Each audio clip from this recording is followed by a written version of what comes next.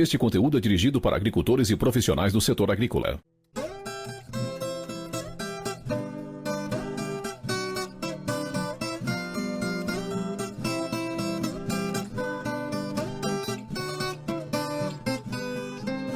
Você está ouvindo BASF Agro, um podcast que cultiva legados. Olá, meu agricultor, querido ouvinte, seja bem-vindos a mais uma edição do BASF Agro, um podcast que cultiva legados. Meu nome é Fernando Pinto, faço parte do time de desenvolvimento do mercado da BASF e estamos em mais uma edição desse podcast para trazer informações muito importantes a você, querido ouvinte. Estamos aqui para falar de um cenário, hoje, dentro do sistema produtivo soja, milho e soja algodão, vários são os desafios que encontramos na agricultura brasileira. No sistema produtivo soja, milho, que corresponde a mais de 20 milhões de hectares hoje no Brasil, uma das principais problemáticas que enfrentamos são a dinâmica de pragas. E dentre essas pragas, temos hoje um dos principais desafios que são os percevejos, que são muito difíceis de entender a sua dinâmica, entender a sua identificação. E para falar sobre esse assunto muito importante, eu gostaria de convidar a entomologista da Fundação Rio Verde, Jéssica Gorri. Oi, Fernando. Olá a todos, ouvintes. Muito obrigada por estar aqui falando desse assunto tão importante, que são os percevejos, que tira aí um pouco o sossego do produtor.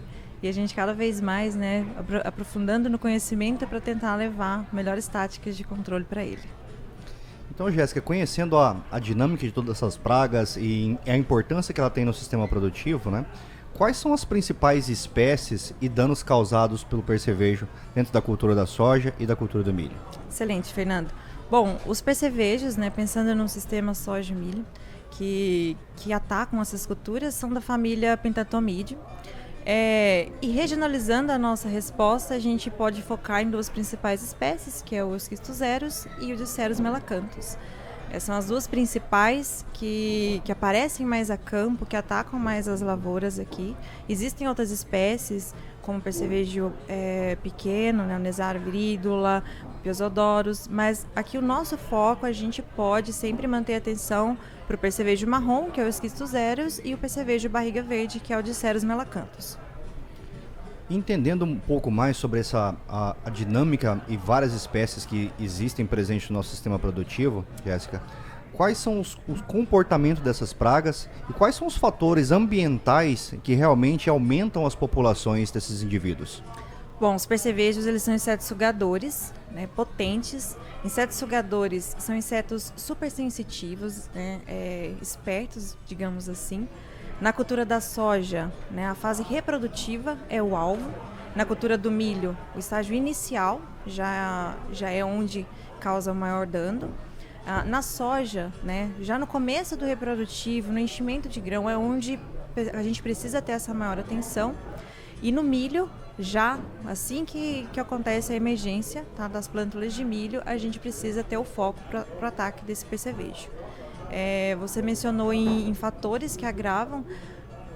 Todos os insetos, eles vão ser, digamos assim, modificados, afetados, sentidos pela condição climática. Então, temperaturas, falando aqui do nosso estado do Mato Grosso, altas temperaturas, dinâmica da chuva, pode afetar esse ciclo dele e alterar os comportamentos.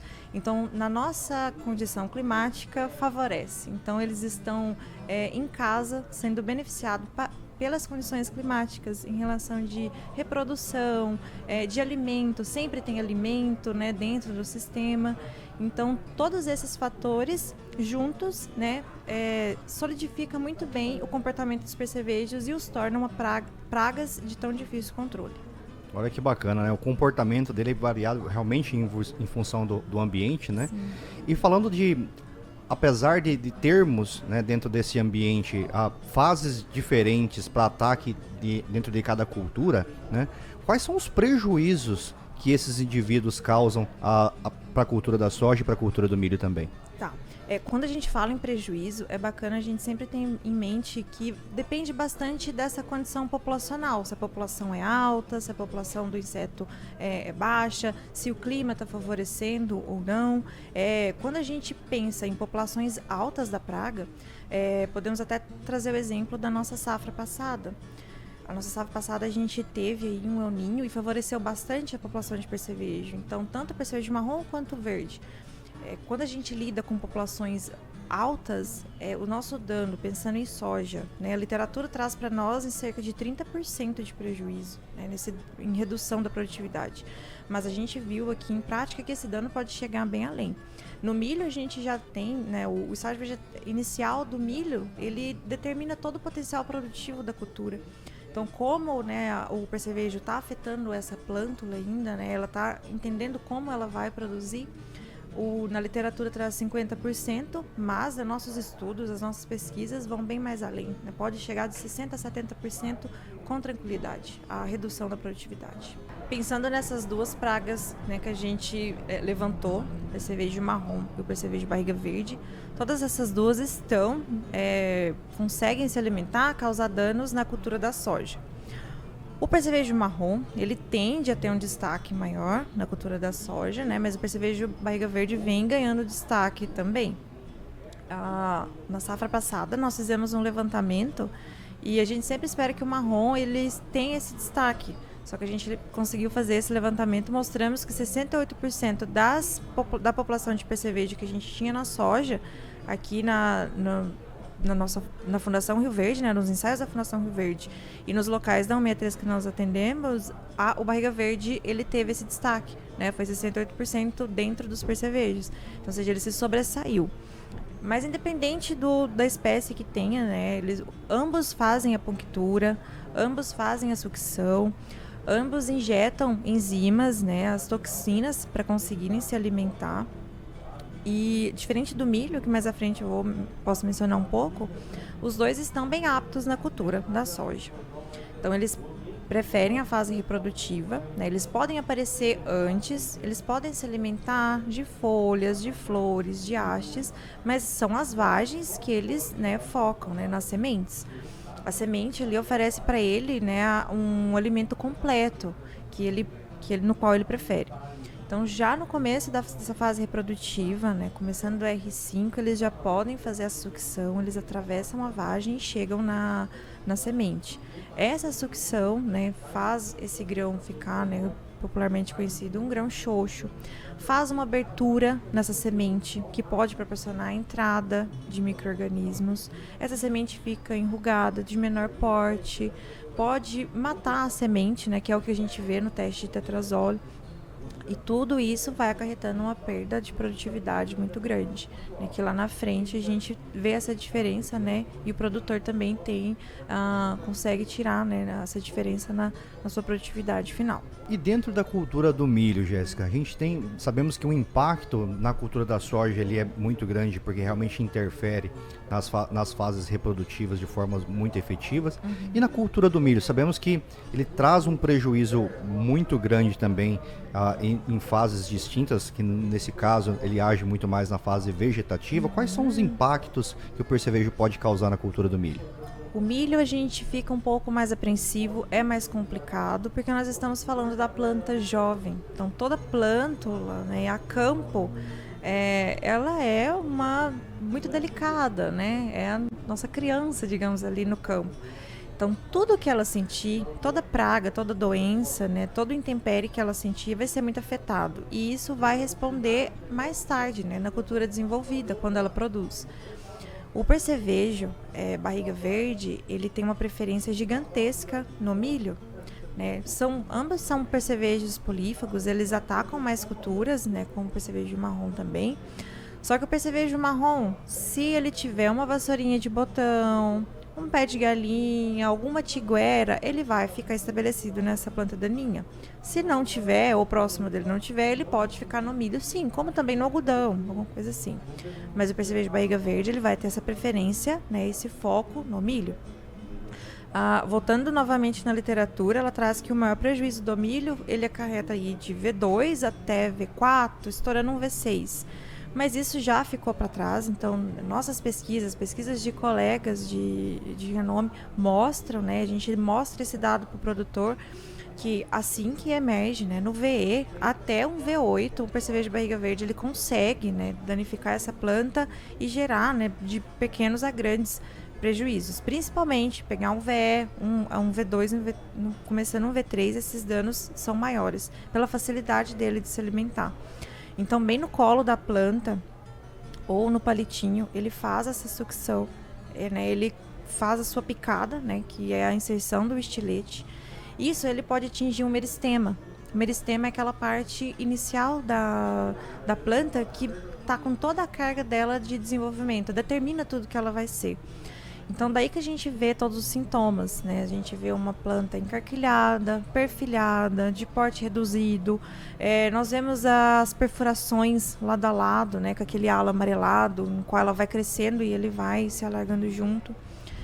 Todos esses fatores geram uma planta que, se produzir, produz muito pouco, né? Quando não mata a planta, que é essa que o percevejo também em alta população, ele pode gerar essa falha de stand, sim, também.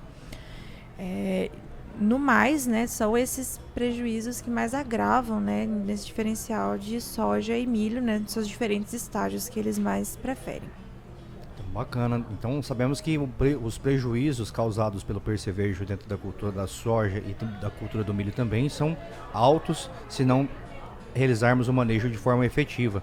E pensando que, como estamos falando de um sistema produtivo realmente, né, essa ponte verde, seja pela própria cultura ou até mesmo por plantas daninhas como um todo, ela é muito importante. O que você poderia trazer para a gente, né, da importância dessa ponte verde, né, entre os cultivos? A ponte verde, ela... fico feliz que cada vez mais a gente está falando mais sobre isso, né? O produtor está tendo mais esse conhecimento, essa consciência. E a ponte verde, como o próprio apelido, né, já diz, a gente meio que coloca ali um meio para uma cultura abastecer a outra cultura de pragas, né? E é o que a gente quer impedir. A gente precisa quebrar essa ponte. E a gente não fala mais em culturas, né? Porque as plantas daninhas não têm uma safra, uma segunda safra de planta daninha. A planta daninha está estabelecida, né? Estão estabelecidas e estão resistentes, pior ainda. Então, ou seja, tem planta daninha, tem tiguera o tempo inteiro. Os percevejos, eles conseguem entrar em diapausa. Eles ficam um tempo sobrevivendo das suas reservas.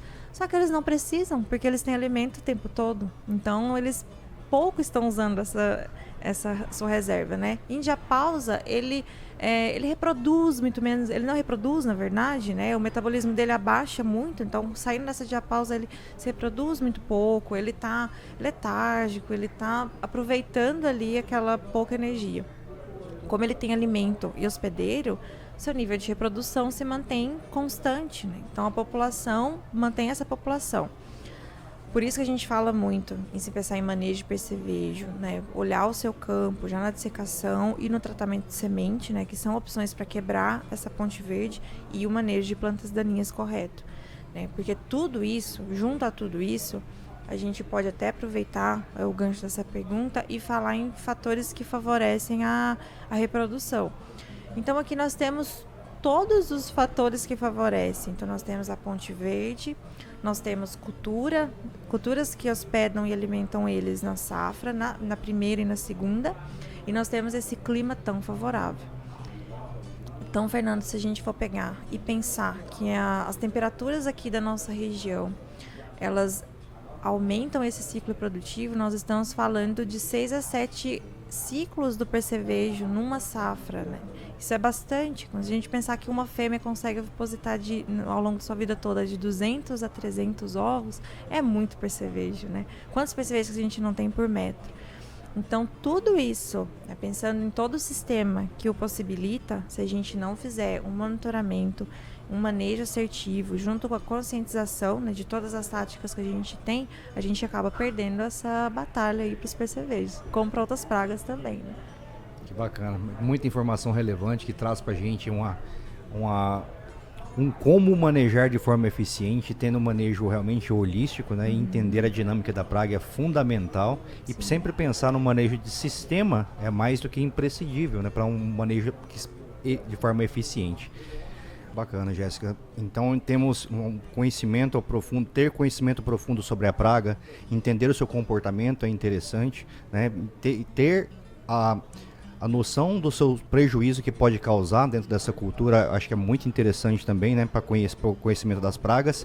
E pensando no manejo muito mais holístico, entendendo o sistema produtivo, o que você traria de opções de manejo, como monitorar, como realizar esse manejo de forma assertiva para o sistema produtivo soja e milho? Ótimo, excelente pergunta. Quando a gente fala em percevejo, como outras pragas também, né, a gente precisa pensar em sistema. Nós não podemos pensar em uma cultura isolada e esse manejo ele começa bem antes do plantio, sendo um plantio da soja ou sendo o plantio do milho. Então a gente precisa pensar que a soja, eu manejo ela já pensando, né, no controle desse percevejo no milho. Eu já vou pensar nesse manejo numa dessecação, num tratamento de semente. Eu vou ter que tirar o meu pano de batida da caminhonete, vou ter que levar a campo, vou ter que ver quais percevejos que eu tenho na área, independente do nível de percevejo. Eu já vou ter que entrar a campo antes do reprodutivo. Não é porque eu sei que o percevejo ataca as vagens que eu não vou olhar meu campo antes para entender se está começando ou não. Será que já tem ovos nas folhas? Será que eu sei identificar um ovo de percevejo? Será que quantidade de ninfas quer dizer que a minha população está crescendo? Já na colheita, não, já tá, a minha vagem aqui ela já está formada, não, digamos assim, na estadura, o percevejo não vai afetar, mas e o meu próximo plantio? E minha ponte verde? Será que as minhas plantas daninhas estão controladas? Será que a minha vassourinha de botão não pode ser um abrigo, uma fonte de alimento para esse percevejo? Então, todo esse conhecimento, todos esses fatores juntos, eles possibilitam para esse sistema ser bem monitorado e ser bem manejado pensando em percevejo. Excelente, Jéssica. E a chave do negócio, de todo o manejo para o percevejo realmente é monitoramento. Realizar um manejo preventivo, né, é fundamental, e monitorar, né, dentro da soja e do milho, atuar de forma preventiva é sempre muito importante, né? E com isso, uma das estratégias de manejo adotado para dentro da cultura, seja soja, seja o milho, dentro do nosso sistema produtivo, né, tem o manejo químico também. Dentre esse manejo, quais são as principais ferramentas que temos presente hoje dentro do mercado e podemos realmente atuar, né, para aplicar sobre essas pragas? Beleza, nós temos ótimas ferramentas de mercado, tá? Então o produtor ele está bem colocado, bem abraçado nessa parte. Nós vamos pensar em piretroides, neonicotinoides, organofosforados. Ele tem que pensar também no seu tratamento de semente, que é importante, dentro de uma molécula, né, registrada em bula que ele consiga, caso não venha de um TSI. Mas dentro desses grupos, né, então a gente pode pensar uma bifentrina, uma acetamiprid, um acefato. Então todas essas moléculas, né, lembrar de rotacionar muito bem o grupo, que faz toda a diferença pensando no manejo de resistência. Mas digamos, em questão de mercado, ele pode estudar muito bem todas essas opções que ele tenha, né, um multiprole, e vir a posicionar corretamente o seu produto. Excelente, Jéssica. Então, fazendo um breve resumo sobre tudo o que falamos durante mais essa edição do podcast. Acho que é importante recapitular que dentro do sistema produtivo, fazer um bom manejo desde a dessecação é muito importante. Fazer um manejo preventivo seja no pós, dentro da soja é muito importante. Ter o olhar realmente, ter um manejo holístico para dentro do estágio reprodutivo da soja é muito importante. Na colheita, o manejo, atuar de forma efetiva próximo à colheita também é muito importante, pensando justamente na cultura do milho, que é uma fase bem crítica, né? O estágio inicial vegetativo é bem crítico, então é muito importante ter um monitoramento bem rígido nessa fase. Então, conhecer a praga é importante e monitorar também é muito importante, e poder atuar em momentos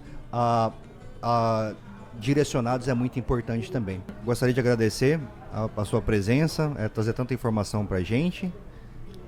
Obrigada, Fernando. Eu que agradeço, tá? Agradeço a todos vocês. A Fundação Rio Verde, ela está aberta para esse tipo de troca, que é muito enriquecedora para todos nós. O setor de entomologia da Fundação, ele vem crescendo, né? Nós estamos com o nosso laboratório focados em contribuir cada vez mais para o produtor, com bastante informação, né? Para o percevejo, para a cigarrinha, para lagartas, enfim, todas as pragas. Contem conosco sempre. Muito obrigada pela oportunidade. Nós que agradecemos. Muito obrigado por mais uma edição do BASF Agro. Eu agradeço aqui a oportunidade de estar presente em mais um podcast que cultiva legados. Siga-nos nas nossas redes sociais. Um abraço, até a próxima.